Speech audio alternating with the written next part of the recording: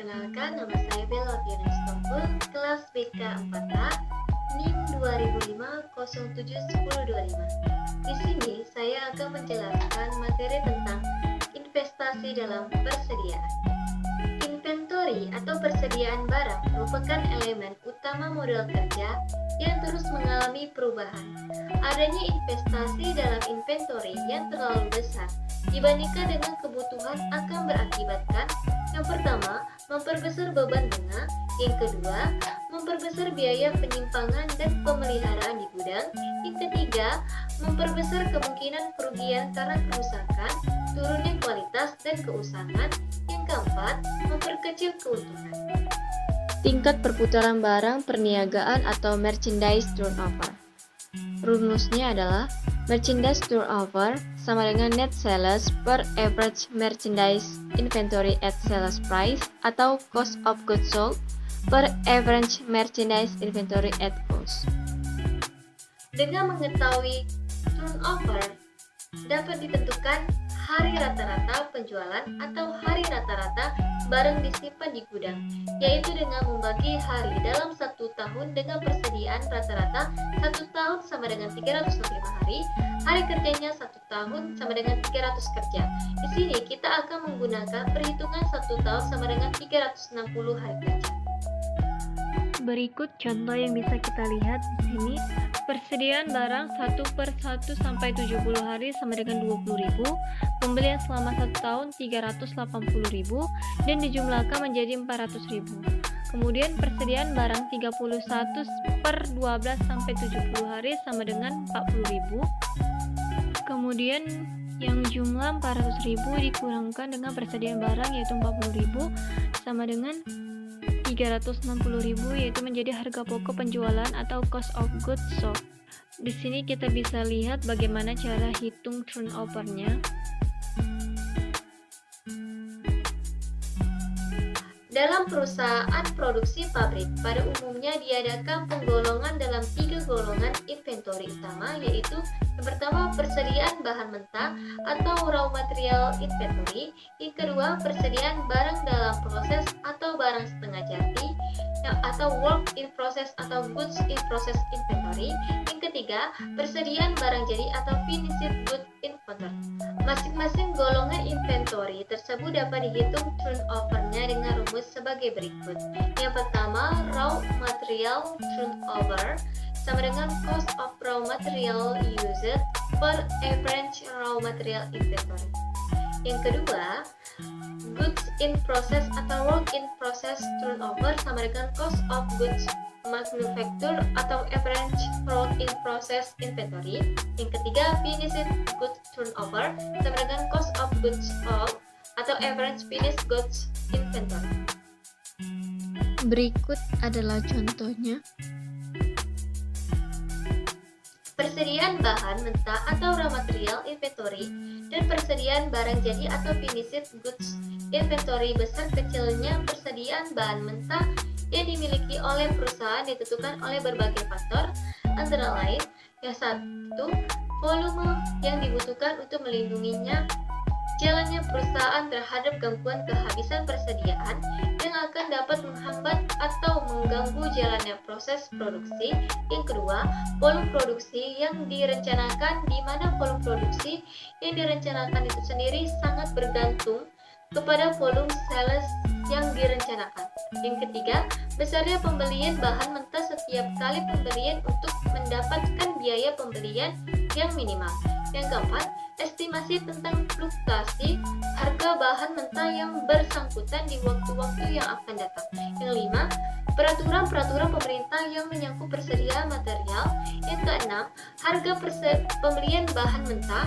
Yang ketujuh, pembiayaan penyimpanan dan risiko penyimpanan di gudang. Yang kedelapan, tingkat kecepatan material menjadi rusak atau turunnya kualitas.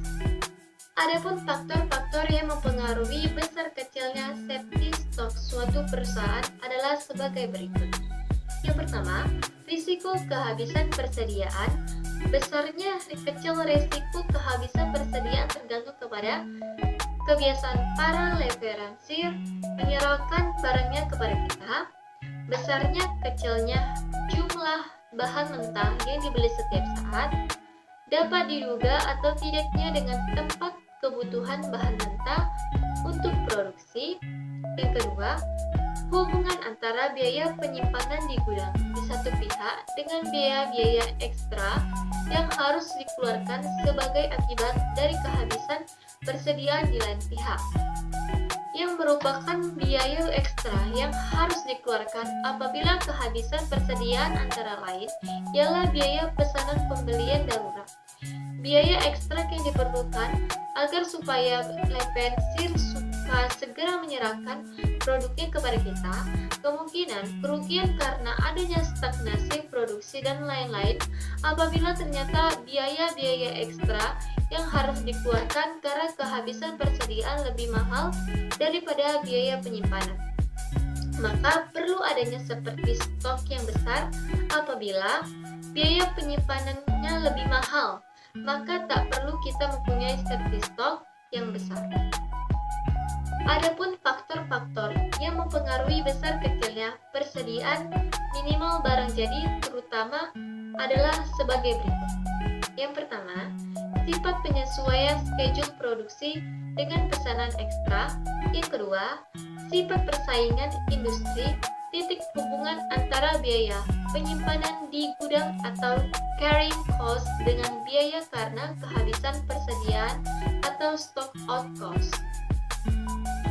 Hubungan schedule aliran kas dengan schedule penerimaan KW dan pengiriman barang jadi. Bagaimana hubungan antara schedule aliran kas dengan kedatangan bahan mentah dan pengirim barang jadi? Apabila pembelian bahan mentah dilakukan dengan tunai, maka saat masuknya bahan mentah secara fisik ke dalam perusahaan adalah bersamanya dengan saat aliran kas keluar. Demikian pula, apabila penjualan barang jadi dilakukan dengan tunai, maka saat keluarnya barang jadi dari gudang adalah bersamanya dengan saat aliran kas masuk.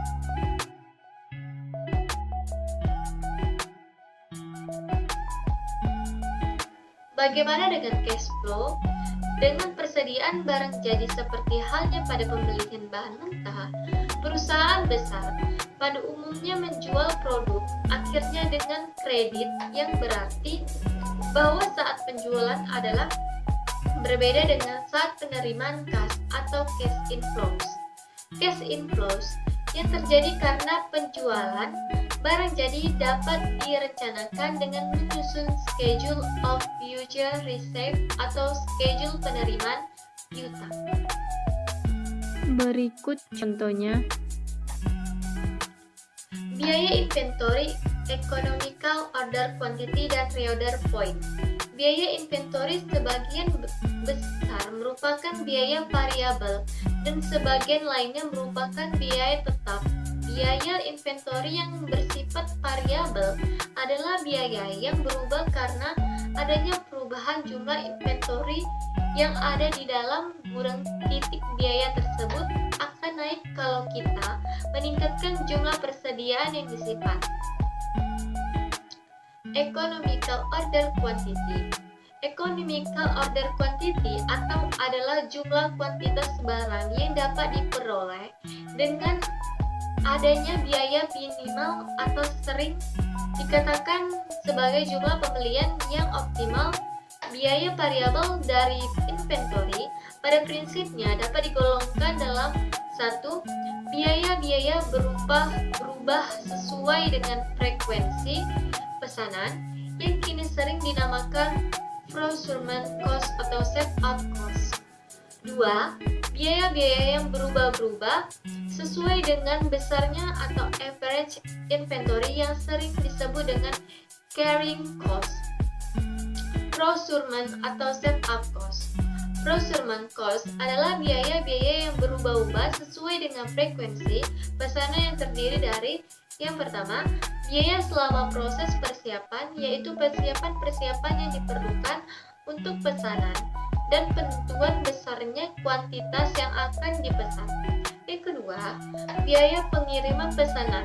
Yang ketiga, biaya penerimaan barang yang dipesan, yaitu pembongkaran dan pemasukan ke gudang. pemeriksaan material yang diterima, mempersiapkan laporan penerimaan, mencatat ke dalam material cards.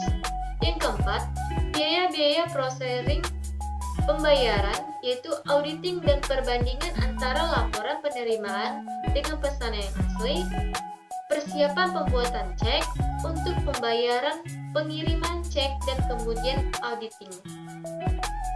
Carrying cost adalah biaya yang berubah-ubah sesuai dengan besarnya inventory. Penentuan besarnya didasarkan pada average inventory, dan biaya ini dinyatakan dalam presentasi dari nilai dalam rupiah dari average inventory.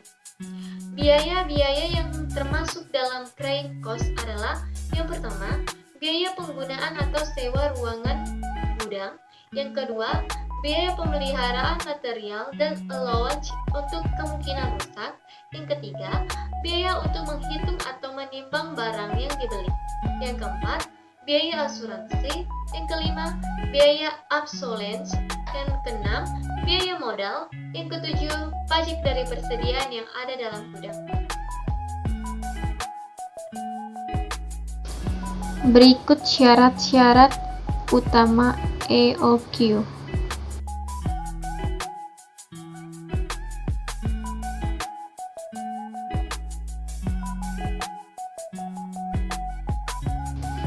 Dapat kita lihat faktor-faktor reorder point, yaitu yang pertama penggunaan material selama tenggang waktu mendapat barang, yang kedua besarnya safety stock.